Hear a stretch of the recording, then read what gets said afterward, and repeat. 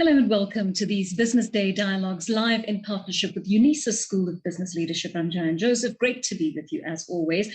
We've been having the most interesting conversations in the last few weeks, and we're back with another one today, focusing on the youth of our country. Today, we're looking at igniting conversation for youth entrepreneurs in the digital transformation industry. Now, we know entrepreneurs are simply going to become the lifeblood to building businesses in this country and growing our economy. We already know they contribute significantly to the national GDP. Digital entrepreneurship focuses on the creation of such businesses and the adoption of digital technologies by entrepreneurs. And the combination of the two holds great potential for how we ensure that we can ease the country's high unemployment levels, particularly among the youth. In South Africa, however, how do we ensure young entrepreneurs welcome, or rather overcome the many barriers to operating in the digital space? That's what we'll shortly explore with our panel. But first, we're going to bring this topic into sharper focus with Professor Walter Matley, Associate Professor of Digital Transformation and Innovation at UNISA SBL. Welcome to you, Prof. Good morning. Thank you, Program Director Joanne Joseph. Good morning to our viewers. UNISA SBL has a rich history in academic excellence, and it has trained business leaders throughout the world for years. We offer cutting-edge business education through our programs. This includes our postgraduate diploma in business administration, our master's in business leadership, and our master's in business administration. We also have executive education and also our doctoral program. Our academics at UNISA SBL are dedicated to providing our students with analytical skills that are needed out there, professional network, and also a responsive that they need so that they'll be able to adapt, innovate, and anticipate change in the ever-changing world of work. By enrolling with us as UNISA SBL, you join the many influential leaders of South Africa across the continent and also across the world. As UNISA SBL, we're pleased to learn that our graduates are prominent in every sector of the economy, and our qualifications are widely recognized for the quality, relevance, and the impact that they have. When you look at our strategy as the UNISA SBL, our strategy is to achieve the unachievable. This is building around the niche goal from the UNISA mother body. So this is done through leveraging on innovation technology to create an enriching experience for our staff and students as they navigate through our Odell environment. That is why, again, as UNISA SBL, we are proud to be the first college to integrate innovation from the fourth and fifth industrial revolution to build on our digital teaching and learning capacities. When you look at our research, the SBL research plan is aligned with the UNISA mother body niche areas, and also our research areas, they tally with our South African NDP, National Development Plan 2030, Your Africa Agenda 2063, and also the SDG. For that reason, we've identified the 4 focus areas which fortify our identity in the marketplace. This includes research on responsible leadership in practice, sustainable livelihood, intra-Africa trade and investment, and also the reason we are here, digital transformation and innovation. Ladies and gentlemen, the high level of youth unemployment with lack of digital access and also skills suggests that there's a cohort of young people who are greatly underrepresented among digital entrepreneurs. We are hopeful that this panel will engage in a meaningful manner that may pave policy suggestions. Program Director, I thank you. Thank you so much for that, Professor. And of course, you're going to stay with us for the rest of this conversation. I want to introduce you now to the rest of the panel that will be unpacking this topic along with Professor Walter Matley. Mr. Saki Zamtlaka is CEO of GEP, the Gauteng Provincial Development Finance Institution. Mr. Amit Kumar is a digital transformation expert. Dr. Ayomikun Idou is Assistant Professor of Information Systems at the University of Sussex Business School, so joining us from quite far away today. Ms. Tebogo Rakatla is a UNISA SBL alumna And of course, you've already been introduced to Professor Walter Mutley, who's an Associate Professor of Digital Transformation and Innovation at UNISA SBL. I welcome all of you this morning, and it's really lovely to be able to have this conversation with you today. And a reminder to our viewers as well that you can pose your own questions to the panel a little bit later on. All you do is make use of the live chat function. You can pose as many of those questions as you would like. Just tell us who you want to answer your question. I'll try to do my best at the end to make sure that I get through as many of those questions with the panel for you as possible. Right now, Amit, I want to kick off with you to just give us the lay of the land. When we talk about digital transformation, how is that actually defined and executed? Thanks, Joanne, for the question, and good morning, everybody. I think digital transformation is about evolving and augmenting more than replacing human capabilities. It's about, if you look at the history of transformation, that the transformations that can evolve the culture to support the strategy are the ones that succeed. I like to look at it from an innovation perspective into like three most important dimensions. The one is when you are looking at a transformation as a business or as an entrepreneur in terms of a business or creating a business, you need to look at three models of it, which is a business model, a product innovation, and a process innovation. The other thing that I love to follow, which is a framework from BCG in digital transformation, it focuses on four key concepts of it. The first component asks how digital is actually changing the business strategy. So you look at a radio company, how is digital going to change the actual strategy in terms of the execution of it? The second component looks at how companies digitize the core. That means your essence as a business, what problem you're solving, why, how do you look at that, and you digitize that portion of it. The third component looks at the opportunities the companies have for new growth. So that involves, that going into a new market segment, expanding into bringing new products into the market, expanding into new regions. The fourth component looks at the other angles of the digital transformation, which involves the most important element, which is the people. So those are the four frameworks that digital transformation forms part of. Thanks very much for that, Amit. Now that we have the lay of the land there, what are the barriers to digital employment or even learning for young people on our continent? Thank you, Joanne.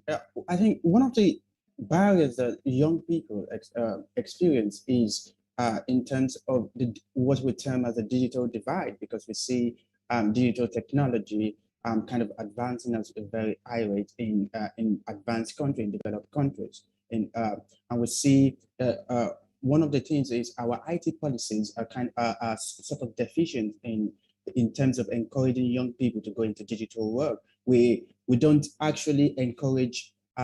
We have this kind of capricious mode policies where we just come up with policies that's actually in the digital transformation or in terms of employment, and that encourage young people to go into digital employment. For example, we could see in some African countries, in one of my research, what I discovered is when young people go into digital work or engage in digital employment, they are able to learn some skills in terms of human resource skills. They're able to learn even technical skills. They're able to upskill and able to reskill themselves because they're able to engage with international employers. They're able to learn new things. But what we see, and some of the benefit of actually engaging in digital employment is because it gives you this open access to a wide range of people and a wide range of opportunities in different countries. You're not restricted by geographical boundaries. And considering the economic situation and increasing population, increasing unemployment, and every year in our universities we keep pumping out graduates, and we don't have enough jobs for them. This is an opportunity for young people. But when we have policies that actually do not encourage young people to go into these areas, and especially I think we have more opportunities for people in IT. And in business who can actually do their work. And we could see even with COVID, more people are working from home.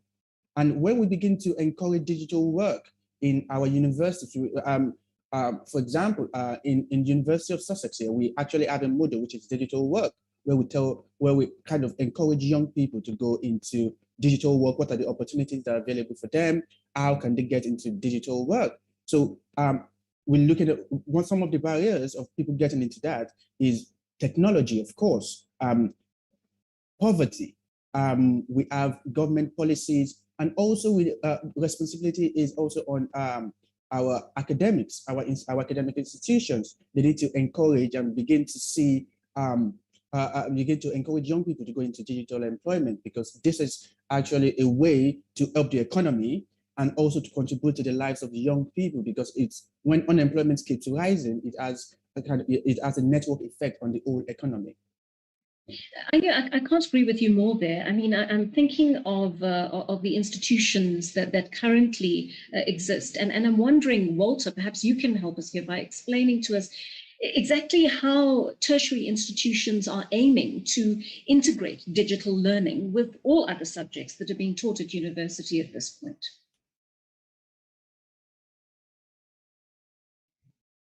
Walter, are you able to hear me? Thanks, Joanne. Just like we've started, the university looks at what are the latest technologies that they can use, they can integrate into our normal teaching and learning. How can they support teaching and learning in a way that it makes provision for students to learn beyond the classroom?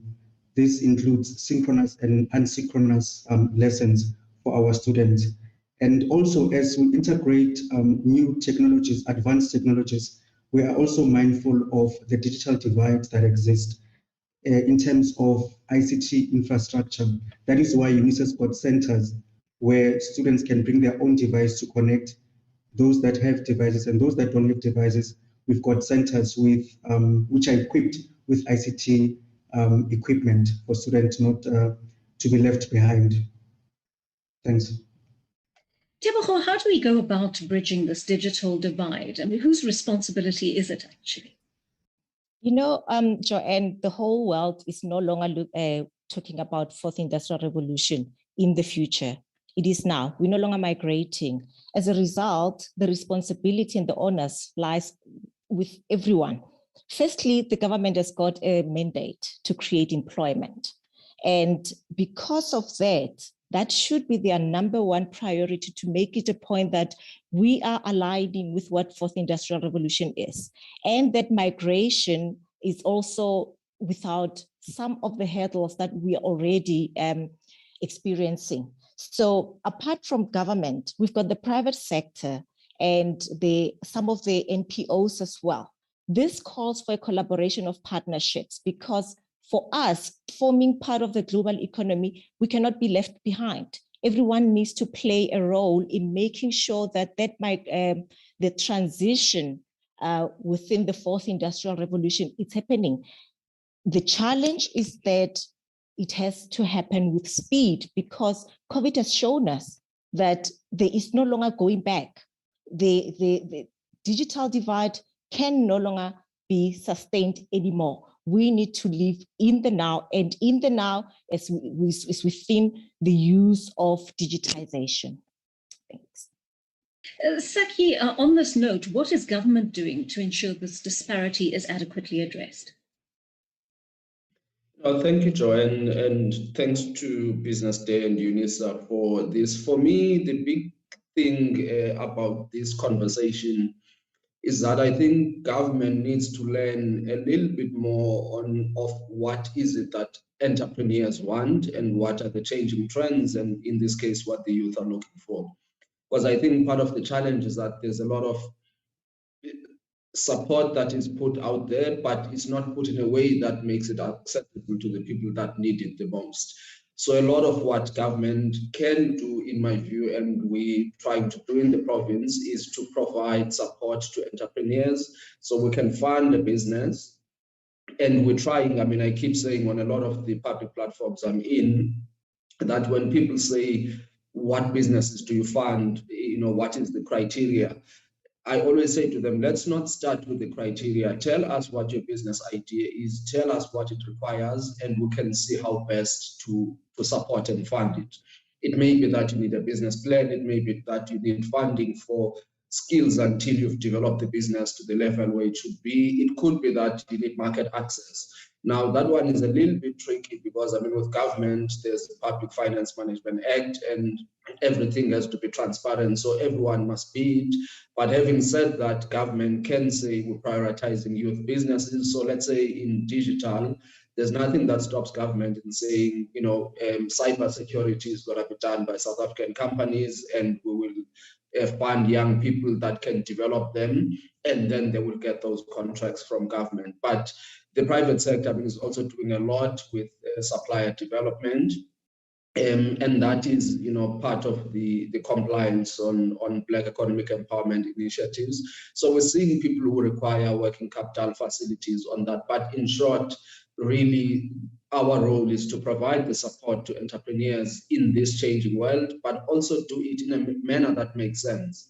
If you're going to try and finance an intellectual capital business on the basis of a balance sheet, you know, it's not going to be fundable because there's no tangible assets and hard assets to finance. It's intellectual capital. So really what we're trying to do, and that's why I was excited about this discussion, is to be part of conversations that are happening. We try and then structure ourselves to respond as best as possible. But we are there, and there's a few funds we've launched with partners. ITC is one of them. And then there are other private sector parties that we're working on. So we're also keen to see your pipeline and the other entrepreneurs on this chart to see how we can give that support. Thank you. So just having a little bit of a problem with my camera at the moment, but I'm going to continue with the conversation so long as you can hear me. And I want you to comment on this, please. Something that Walter said a little bit earlier on occurred to me that, you know, there are universities, there are all sorts of bodies like government. Saki's given us really good examples of this, for example, where there are all sorts of bodies that are trying to tack on IT as part of their education, as part of the support that's required for many young entrepreneurs. Are we approaching this the right way, Ayo? Are we saying that we are primarily going to look at these projects through the prism, or this education through the prism of IT and digital development, technology and transformation? Or does IT tend to become a kind of an issue that we tack on at the end of having devised how we are going to go about these projects? Thanks, Joanne. Yes, I think I agree with Walter, because when we're talking about youth employment in the century in 2021, you need to youth employment and digital innovation and digital work, they all come together, and technology, they all come as a package deal, because you cannot remove one from each other. Even if gone are the days when you can have a business and not get involved in any form of IT if you want to have any measure of success. All you need, and I think just like Walter said, the world is changing. The world is changing, and everyone has to move with it. Businesses need data to make decisions. Individuals need data to know which business to go into, and we cannot remove one from each other. They are just like I said, they are a package deal. So when we're having conversation about youth employment, we need people who actually understand technology, because from my own research and from my own focus expertise in terms of youth employment and digital work, the traditional organizations don't have enough space for people. It doesn't have enough space to employ people. And the world is changing. The kind of organizations the startups that are springing up are not what it used to be before. You could start a startup in your room, and you sell for 200 million in a couple of years. But what we are my argument has been is, as Africans, we need to develop indigenous policies that actually targets our own specific circumstances, that target our unique environment, our unique culture. Because one of the things I have noticed is we tend to import policies, import research, import from Western countries that actually could work, but doesn't actually fit into the need of our environment. We need indigenous scholars. We need our educational institution to come up with ideas, to come up with policies that could actually employ, that could actually promote digital work, which is my own focus in terms of my research.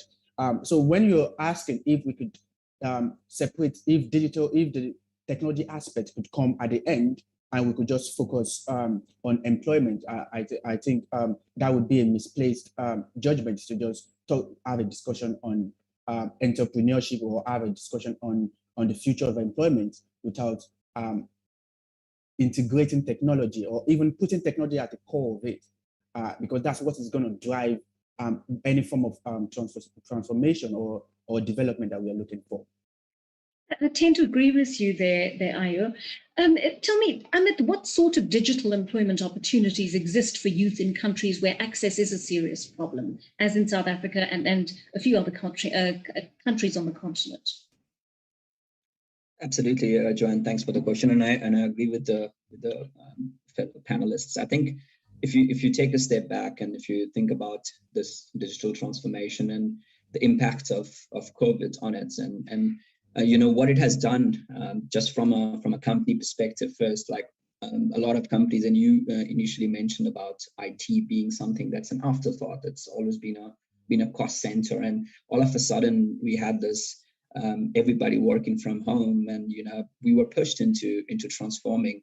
You know, in March 2020, and things haven't been the same since then. And I think, like from an entrepreneurship perspective, or for young entrepreneurs to bank on this opportunity, the first thing that comes to my mind in terms of that is like good things always come from adversity. The greater the adversity and the greater the opportunity to leap forward. And just on some of the stats that I've seen in terms of you know, being in the digital transformation industry and working in it to transform industries for the last 7 to 10 years, is that according to the African Development Bank, 22% of Africa's working age population are starting businesses. So the entrepreneurship rate that we have currently is the highest in the world. So we need to just take this to the next level. But that's in terms of the same stat, the 22%, the African Economic Outlook in 2017 stated that a lot of entrepreneurship, out of that 22%, 7% is a working age population or survival entrepreneurs. So you can call them from they were pushed into being an entrepreneur.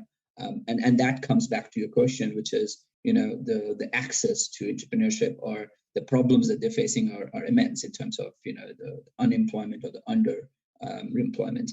In terms of IDC, the prediction for the future by 2022 is that approximately 65% of the GDP will be digitalized. What do we mean by digitalized? That means that, you know, most of the stuff will be done through IT. So IT can no more be a cost center. And I think the competitive differentiation in the future, it means newer approaches to customer engagement, new ways of business process optimization, and the ability to just develop and deliver new products and services at a much faster pace. And I think as the young entrepreneur, as people in Africa that have been on the back foot for a very long time, we think we need to be leaders, and we need to know that leaders don't wait for a new normal. We build it. Yeah, I'm quite heartened by that figure you've given us there, Amit, as to how many young people in Africa are launching digital businesses. Walter, you are in touch on a daily basis with some of these fine young minds. Are there good examples of how young people are taking advantage of technology to create entrepreneurial opportunities for themselves, even a side hustle, if you like?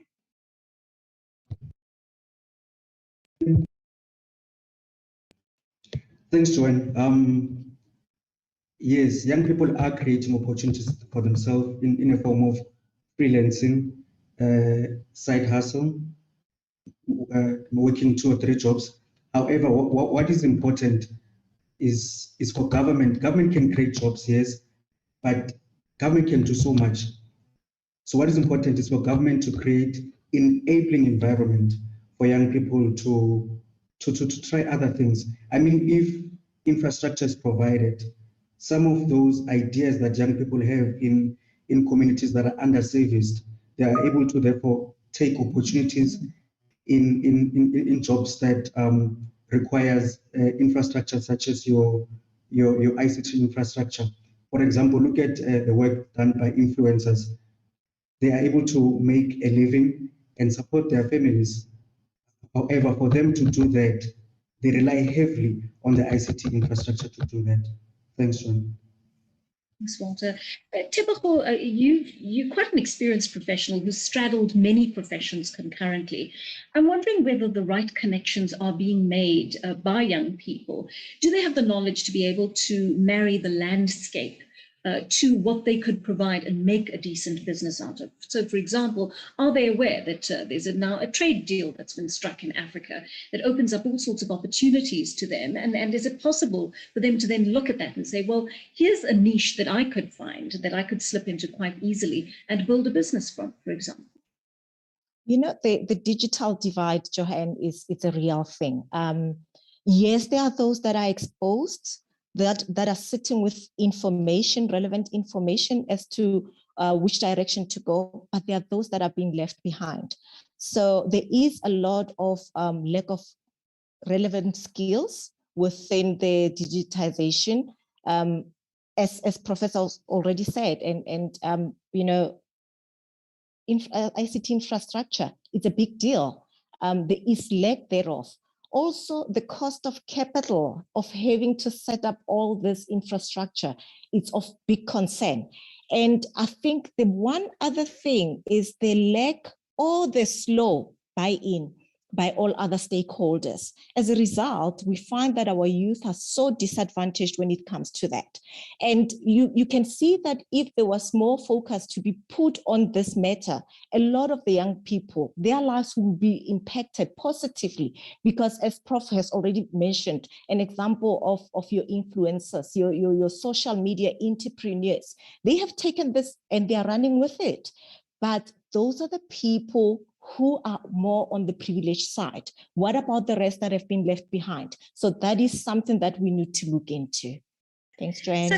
Thanks, Tebogo. Saki, do you agree that the stakeholders in this process have been a little bit slow in mobilizing these projects that could encourage young people to become involved as digital entrepreneurs, but also to be able to make the connections for them in areas where they might be a little bit handicapped in terms of access to information, for example?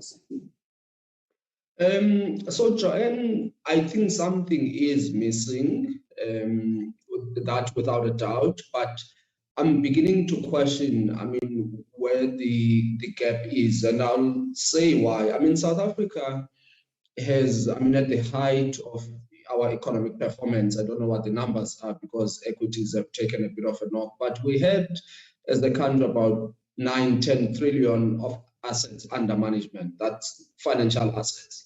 That's the money that's available. We have the PIC, which has been investing about 2 trillion into the economy of pensioners' money that they manage.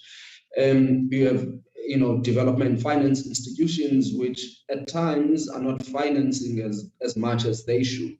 And almost every time you speak to entrepreneurs, there is a view that there is a lack. Even in skills, why is South Africa not having unicorns in ICT as the US has? Even in the US, it's not everyone who's a tech billionaire, but there are those businesses that can be scaled up and can be put at a level where they are big and they can change things. Because let's just look at Apple, Tesla.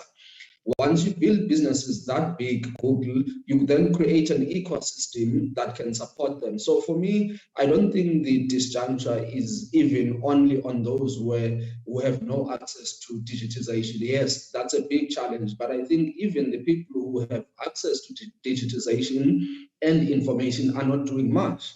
If us in this room who are supposed to have all this access, asking questions, for me, that's where the real problem is, because ideally in this room, this is where we should be saying, well, there's 10 entrepreneurs who have these ideas and they're battling with funding, and I can say, okay, this is what we can do. So I think there is a sense where we're not pushing hard enough to get to where we need to be. And I know this sounds a bit bad. I mean, I've been an entrepreneur myself. We started a stock exchange, and I was full-time in the business before I came. And there is really, I think, a challenge of money available and people not accessing it. Yes, government has made it a lot more difficult. Risk culture in South Africa is a little bit more difficult. But I think we're not pushing hard enough. I mean, I met with the African Development Bank a couple of years ago, and they were saying, you know, their ticket size starts at about $30 million, and they were saying they're not finding deals in South Africa of people who are applying to them, and who are looking for those kinds of checks. So if, you know, businesses that are looking for less than $1 million, there's a lot of them.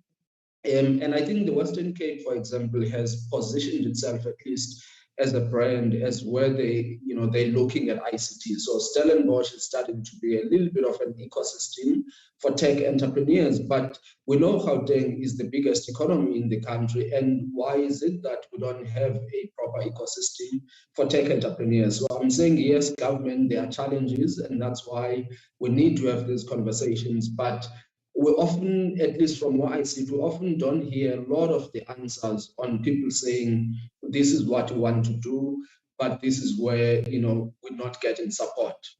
Some of the ideas may not be as developed. And yes, some of the ideas may meet people on the other side who are not willing to listen and are not open-minded. Yes, we are a conservative society. And maybe last point, I mean, I always say, you know, part of the challenge also with development finance institutions, we effectively venture capital entities, and it comes with a bit of a risk. South Africans are very risk averse. When development finance institutions lose money, people focus on the deals that have gone wrong and not the deals that have gone right. And we've also got to, yes, hold people accountable, but accept that if we do entrepreneurship funding, the rule of thumb is that 3 out of 10 succeed. But the 3 pays off. It's what lifts everybody up. It's what creates the scale and everything else that needs to be done. So while there are challenges, I think we've allowed ourselves to be at a point of comfort where we complain about things even where there's opportunity for us to offer solutions. Thank you. Saki, you've raised so many interesting points there. I want to pick up on one important aspect, first of all, and Ayo, perhaps I can pick up with you, because Saki's speaking about creating a conducive environment, but he's also talking about the immense amount of collaboration that's needed for all of this to come off and for young people to enter this digital entrepreneurship space en masse in the way we would like to see, so that there is a significant effect, a positive effect on the economy. Why are people not talking to each other, Ayo? Thanks, Joanne. Yeah, I think for you to collaborate with someone else, or for you to build networks to create this big idea and to get funding, to get funded by these institutions, you need to have something of value you're bringing to the table in the first place. Because number one, you have to, maybe it is skill, maybe it is your connections, or whatever you're bringing to the table, you need to bring something of value. And that is what we have seen with a lot of young companies, maybe young entrepreneurs. There is no real value that people can actually invest in. You could come up with, oh, I want to build the next Instagram.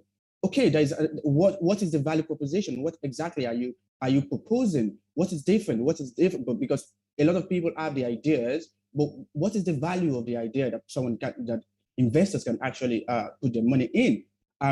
We've seen examples with tech companies in Nigeria, for example. We have companies like Paystack. They started small and they built over the years, and I think they were valued at about $200 million a couple of months ago. So it is a gradual, number one, it's a gradual process. And when people see the value in the product that you have or in the service you're rendering, then they can come in and be like, oh, there's a way we can complement what you have. There's a way to scale up this idea you have. I think Saki actually touched a lot on that, because when you don't have anything of value you're actually putting out, nobody wants to be involved. And also the scale with which your idea and how scalable is the idea. if it is an idea that can only work in your local territory, that is entrepreneurship. But sometimes we have ideas that are only meant for this local area, that it will do well in your local area, but is never scalable. So nobody is coming on to pick on that idea. So you need to be able to know the limit of the ideas that you have. And also we need education. People need to know the opportunities available to them. I, for example, I didn't know it for a couple of years until I actually moved to the UK. I didn't know kinds of funding available for different entrepreneurial ideas and things like that. We need to be able to educate people on the opportunities that are available. And when we are looking at government, I'm not really someone that kind of preach or kind of advocate for government involvement in a lot of things, because from evidence of some of the things we've seen, when government get involved in a lot of creative spaces, they kind of stifle ideas and they kind of messes up a little bit with some of their policies, because most times they are only focused on taxation. They are only focused on what is the political benefit of it. And we've seen examples of things like that. We've seen creative industries in Nigeria and in some other countries that when government is not involved, they prosper. They actually do well. We've seen examples of that in the tech industry in Nigeria and also in Kenya.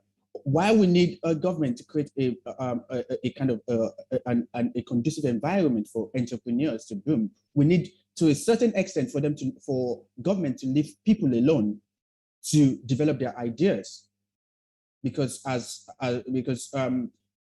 because people have been able to recognize that some of these policies, the implementation is actually poor. We've seen something about the African free trade agreements, and the implementation is so poor that nobody is actually implementing anything. They are there on paper, but do they actually work in practice?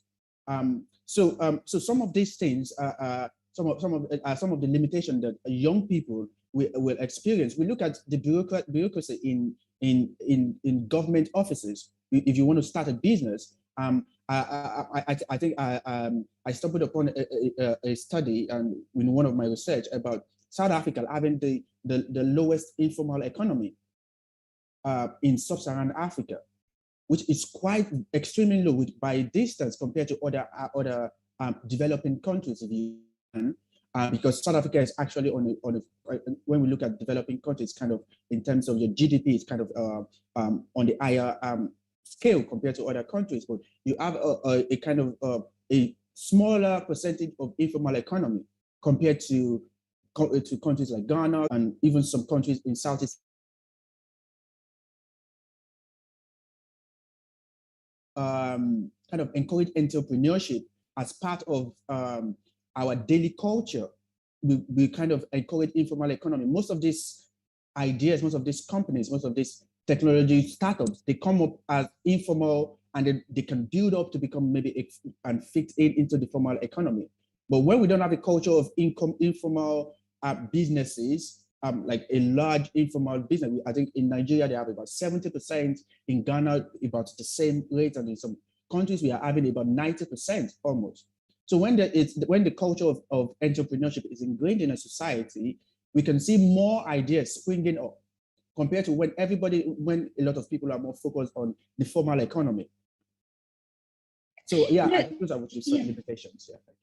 That interests me very much, what you say. I mean, you've also picked on a few interesting points there that I'd like to expand a little bit on. And something that Saki mentioned as well is the kind of risk averseness that exists in funding these businesses. Amit, on the one hand, you've got governments all over the continent saying in theory or paying lip service to the fact that they are committed to this digital revolution, to 4IR, that they want to be a part of the progress and the advancement in this area. They want their populations to participate in that, particularly their young people. And yet we're not seeing adequate support. We're not seeing adequate finance. Why Why would governments or other stakeholders, for that matter, even the corporates in South Africa who can afford to fund these sorts of businesses and startups, why is there such an averseness to taking on projects like this and saying, well, we try them out, we're entering a new era. If they fail, or we tweak the idea, but we're still going to invest in them anyway?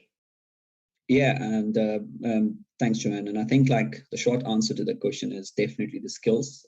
It is the lack of skills that's the problem that we face. But I think I will ride on the wave of positivity that Saki brought earlier in terms of, the funding is there, the funding is available, not just from the government, but we know of venture capitalists in the country.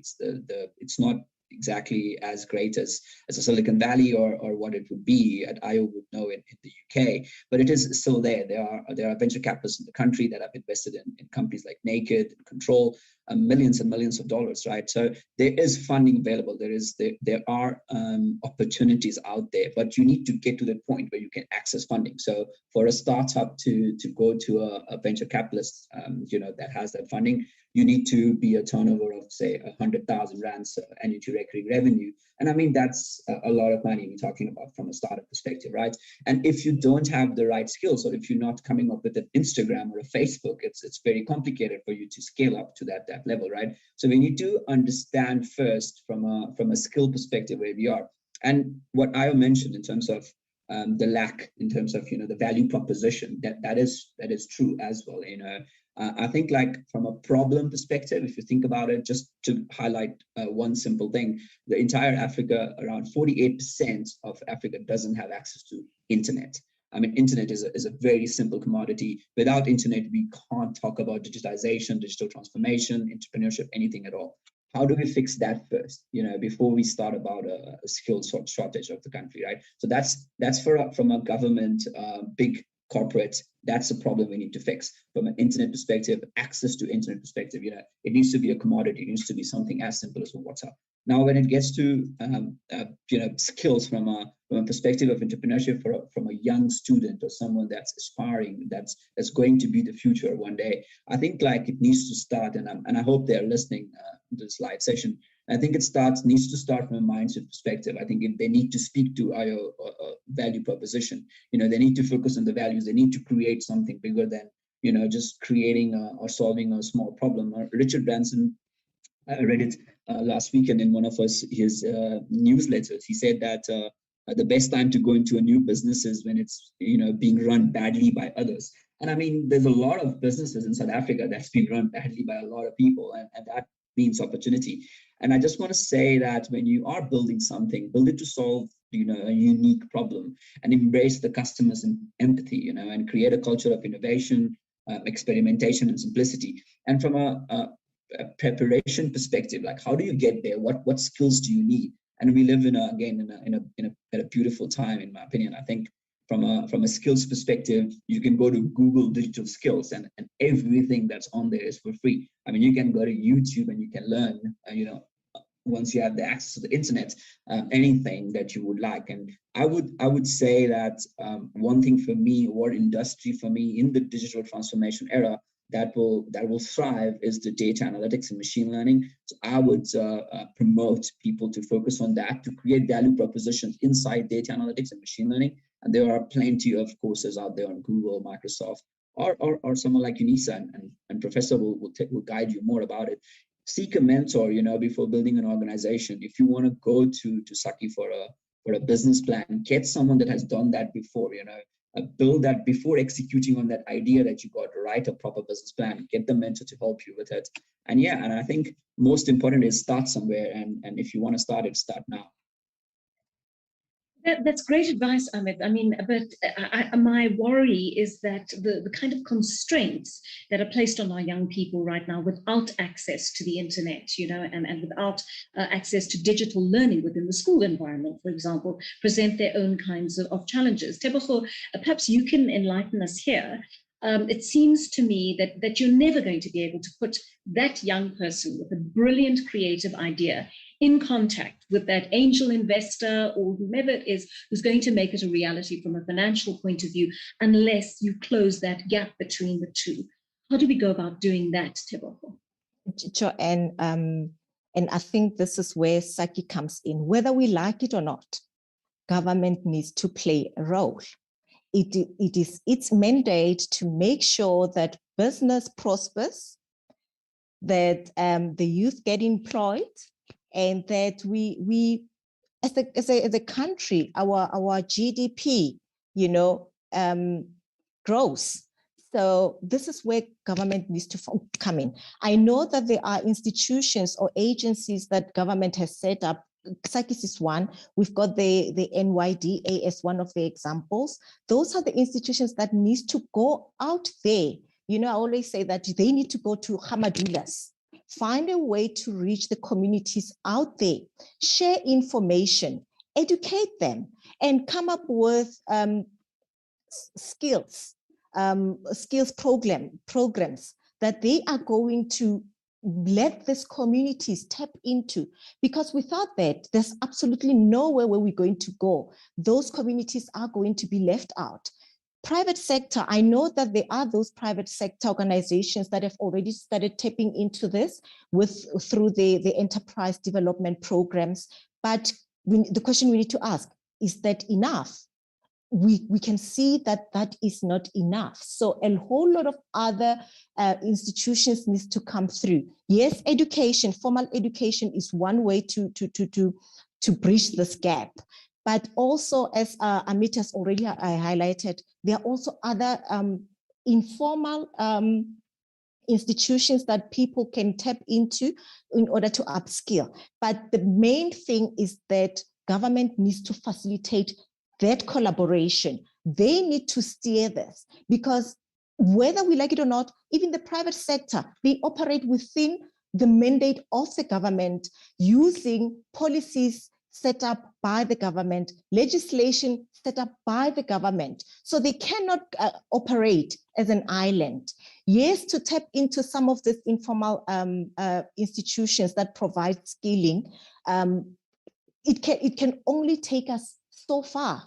But is it going to alleviate the crux of the challenges that we're sitting with? No, it will not. So we need to find ways to collaborate partnerships.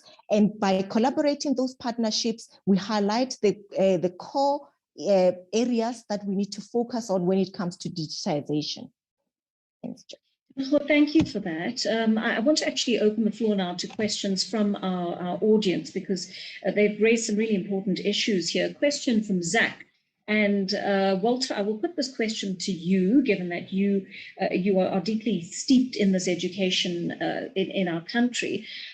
Given South Africa's glaring lack of skills and poor education, especially in terms of maths and science, could this obsessive pursuit of digitization inadvertently expand the digital divide, especially in the youth? And it's such a good question, because of course it's not just a nation of young South Africans that is disadvantaged.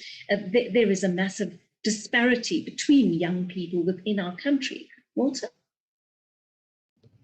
Thanks, John, for your question. The adoption of new technologies have ways of creating new forms of divide. We may look at divide as the one having access to, the other one of having not access to. However, the more we move with the latest technologies, we are creating new forms of divide for our society. And it also goes back to the role that all the stakeholders need to play, not only government. For an example, when we look at a business situation, for me as an entrepreneur, it may be viable for me to create, to invest or to create a business that focuses on ICT infrastructure in urban areas. Definitely, I'm going to get my returns.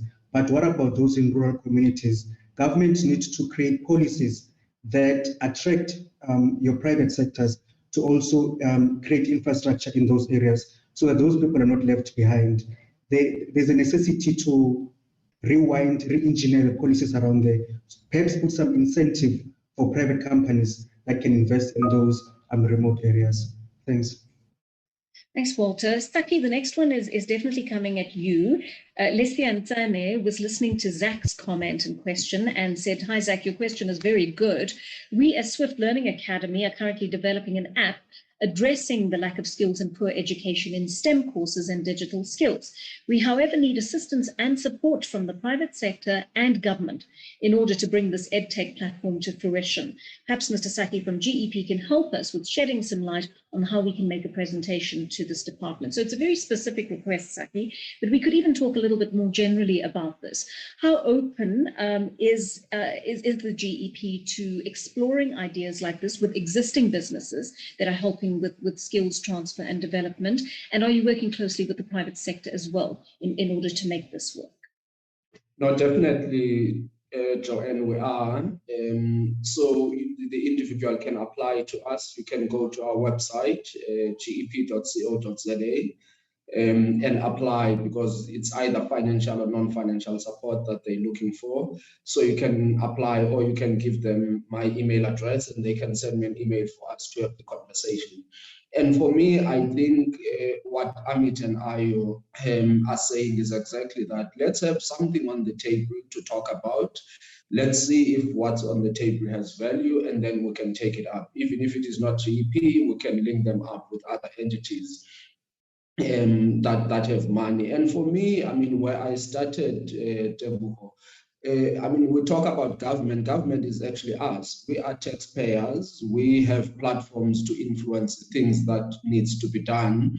And we're sitting on a platform, you know, convened by a university that has a school of business leadership. And we're talking about skills. And I'm saying, you know, in the platforms we have, has SBL done enough to create entrepreneurs or business leaders that can have businesses that are fundable? I mean, if you look, let's say you go to the US, MIT, Harvard, you know, and some universities and maybe California, they've come so close to business that if you at, you know, California University and they're working with Google and you have an idea, a lot of venture capitalists will want to listen to it because they believe that the education that you got and the links that you have in business have made you to be ready to be funded.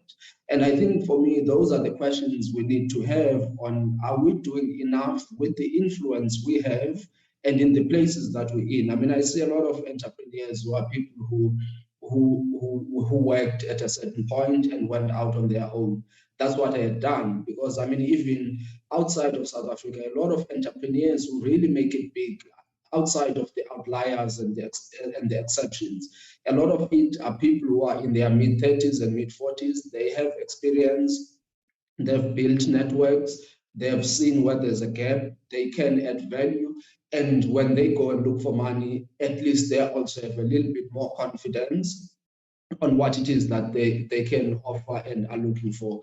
So what I'm then challenging is that let's all use what we have to put something on the table. The problems are never going to end.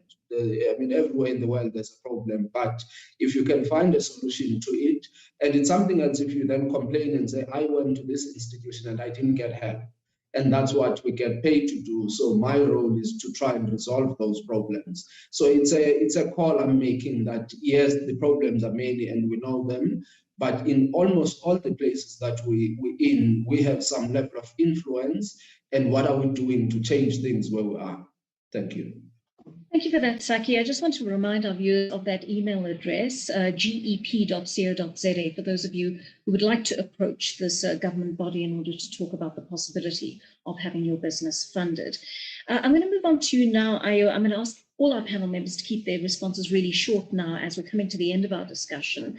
This is a question from Hunadi Ayo, who says, on the digital divide, South Africa has a substantial number of informal traders. They too play a crucial role in growing the economy and just ensuring basic sustenance for their families. How can institutions of higher learning ensure that informal traders are not left behind in the fast-paced digital era? How can governments also assist informal traders to move into this digital era? Ayo? Yeah, moving into the digital transformation or into the digital era is not something it's something that is gradual. The people have to see the need for it. There needs to be the technology needs to be accessible. You can't tell someone who a trader to have to accept ATM as sort of payment when he knows it's going to take a while, or there's going to be network problems for him for the trader for customers to use ATM. The technology needs to be accessible, it needs to be reliable, and it needs to be cheap. And the infrastructure needs to be there to enable traders or people in the informal economy to embrace it. If you can't force it on people, they need to see the need for it, and they need to know it is accessible. It will not disrupt their normal business activities, because if I can sell my product and I can get cash, why should I can get cash and it's easy for me to get it? Why should I spend more time dealing with a technology when I can get an easier analog option? So it needs to be accessible for it needs to be accessible. It needs the customer. You need to it has to offer value to the traders themselves. So that's the way you can encourage it. The environment, the technology landscape needs to actually enable traders to adopt it. So it's not something we can develop a policy or we want to encourage, but if the technology is there, we can then encourage people that, this is the benefits of adopting this technology. Amit, a question for you from Joshi, who says, what are some of the jobs of the future that digitization will create? What sort of work will our children be doing in 20 years? I find that a really interesting question.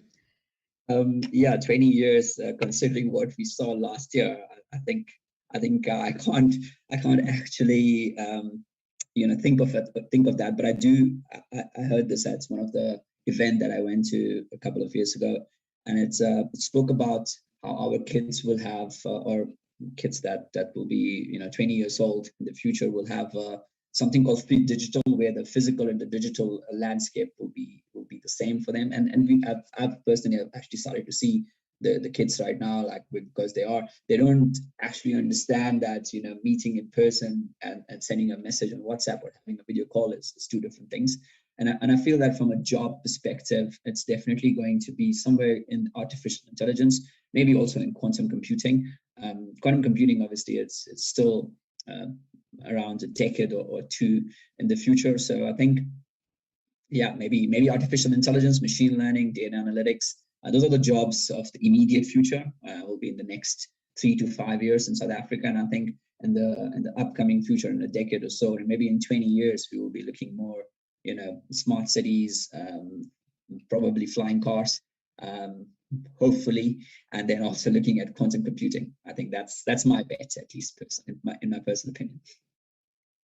Thanks very much for that, Amit. We're all curious to know what our children are going to be doing in the next few decades. I want to close with this question, Tebogo, which I'm going to put to you. It's from Hussein, and Hussein says, I'm wondering how government policies and processes enable the flexibility required. Sometimes it sounds too onerous, and the various government departments or sections are not talking effectively to one another. I believe our issues are more systemic. The public service tends to come up with great initiatives and at the same time put on regulations that stifle the same great initiatives. In the same breath, I appreciate that there's a culture of accountability that needs to be cultivated, seeing that in most cases, people take advantage of such and act with corruption. I mean, that's very much it's very much a worry in our society, the fact that, the money doesn't go where it's required, or that, on the one hand, government gives with the one hand, or perhaps business even, or civil society where it's involved in these initiatives. They give with one hand, they take away with the other, and make it very, very difficult for youngsters to actually launch into careers in these areas. Joanne, I've heard a saying that it is a cancer. What you have just described, it is a cancer. But we must say that cancer is curable now. There are a lot of people that have been cured. So do we have hope? Is there hope? Of course there is. Hope that is going to be enforced. Government, as much as things are not going the way we want them to, or with the speed that we want them to, we are living in a digital age. We are forced to align with the digital age. So government cannot just sit around, and we cannot just give up and say, no, there is so much of wrongdoing that is happening. I just appreciate what Saki has just mentioned previously, that they are there, and we need to start sitting amongst ourselves in such panels to say, how can we go forward without really focusing on more on the negatives and saying, this is the platform whereby we need to come up with strategies to move forward. So I really believe that there is hope, because this one, we are forced to live within the digital age. There is no going back.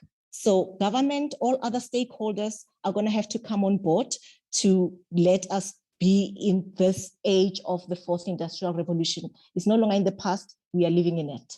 Thank you, Joanne. Well, thank you so much. And thank you to our wider panel as well. I think, if anything, this discussion has just shown us there's a huge responsibility we have towards the youth in our country to help them gain not just a national, but an international footing in the world of digital entrepreneurship. It is possible. I hope this discussion has shed some light on overcoming those barriers, or even just the discussions that we need to have with a view to removing those barriers and equipping our young people with the idea of what areas of enterprise they can expand out into and what they can explore. Thank you to our panel members for their expertise. Thank you to you, our viewers, as always, for watching these Business Day Dialogues live in partnership with UNISA SBL, and for contributing with your questions. It's been great being with you as always. From me, Joanne Joseph, and the team, goodbye. Take care.